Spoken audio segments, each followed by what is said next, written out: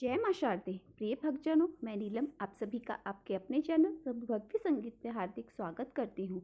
आप सभी को बसंत पंचमी की हार्दिक शुभकामनाएं। आज मैं आप सभी को माँ सरस्वती के अवतरण की कथा सुना रही हूँ। आप सभी जानते हैं बसंत पंचमी का त्यौहार आने वाला है और यह त्यौहार विद्या की देवी माँ सरस्वती को समर्पित होता है। इसलिए सभी छात्रों को माँ सरस्वती की विशेष पूजा आराधना अवश्य करनी चाहिए। और माँ सरस्वती का अवतरण हुआ था बसंत पंचमी के दिन। उसी दिन सृष्टि के निर्माण के समय भगवान श्री विष्णु के निर्देशानुसार श्री ब्रह्मा जी ने पृथ्वी लोक में मनुष्य योनि की रचना की। उसके पश्चात ब्रह्मा जी एक बार पृथ्वी लोक का चक्कर लगाने के लिए निकले। वहां पर उन्होंने मनुष्य और अन्य जंतुओं को देखा। वह सभी शांत दिखाई देने लगे। बोलने की शक्ति उनमें किसी में भी नहीं थी, इसलिए उनके जीवन में किसी भी प्रकार की कोई हलचल दिखाई नहीं दे रही थी। सारा वातावरण सूना सूना था। ब्रह्मा जी को लगा मानो उनकी रचनाओं में कोई कमी रह गई है। तब उन्होंने अपना दिव्य कमंडल उठाया और उसमें से थोड़ा सा अमृत धरती पर छिड़क दिया। फिर वहां पर एक अलौकिक दिव्य प्रकाश उत्पन्न हुआ और उसी प्रकाश के मध्य से एक चतुर्भुजा देवी वाली प्रकट हुई।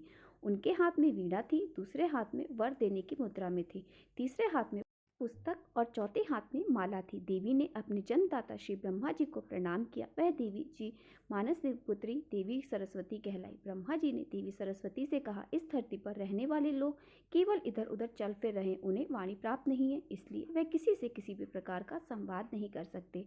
फलस्वरूप इन सभी का जीवन निरस हो गया है। देवी आपको अपनी वीणा के साथ शुरू से इस संसार को वाक शक्ति प्रदान करनी है। उन्हें स्वर देना है ताकि ये सभी आपस में अपने विचारों का आदान प्रदान कर सकें, उन्हें एक दूसरे को समझने में आसानी हो। पुत्रियों होने के नाते श्री ब्रह्मा जी की आज्ञा का पालन करना देवी सरस्वती का परम कर्तव्य था। उन्होंने अपनी वीणा के तारों को हल्के से छेड़ा और उसमें से जो मधुर ध्वनि उत्पन्न हुई, तब समस्त मानव जाति और वन्य पशुओं को मनवांछित वरदान मिल गया। सभी जीव बोलने लगे। वीणा के स्वर ने उन्हें मुखर प्रदान कर दिया। यहाँ तक कि नदियाँ, झरने आदि कल कल की मधुर आवाज करने लगे और बहने लगे। यहाँ तक कि हवाएं भी सनसन की आवाज करके बहने लगी। वातावरण में चारों तरफ मानो मधुर संगीत गूंज उठा हो। इतने दिनों से व्याप्त सन्नाटे का अंत हुआ था। तब से लोग व्याख्यान और संगीत की देवी के रूप में देवी सरस्वती की पूजा अर्चना करने लगे। बसंत पंचमी को ही देवी सरस्वती जी के महोत्सव के रूप में मनाया जाने लगा। समस्त सृष्टि को स्वर प्रदान करने वाली देवी सरस्वती की आराधना सुर और असुर दोनों ही किया करते हैं। माघ महीने की पंचमी तिथि के दिन लोग अपने घरों में सरस्वती जी की मूर्ति लेकर आते हैं। एक चौकी पर पीला साफ वस्त्र बिछाकर उस पर देवी सरस्वती की मूर्ति को स्थापित करते हैं। इसके बाद देवी का आवाहन करके उन्हें दूध और जल से स्नान कराते हैं। इसके बाद उन्हें श्रृंगार की वस्तुएं अर्पित करते हैं। माँ के चरणों में गुलाल लगाकर उन्हें सफेद या पीला वस्त्र उड़ाते हैं। देवी को प्रसाद और पीले पुष्प अर्पित करते हैं, आरती करते हैं। कुछ लोग आज के दिन पीले चावल का भोग लगाते हैं।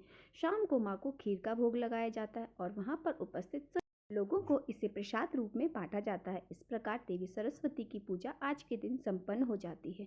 इसलिए आप सभी भी अपने अपने घर में आज के दिन श्रद्धा और पूर्ण भक्ति भाव के साथ देवी सरस्वती की पूजा अवश्य करें और माँ सरस्वती से अपने घर सदैव विराजमान रहने के लिए उनसे प्रार्थना करें।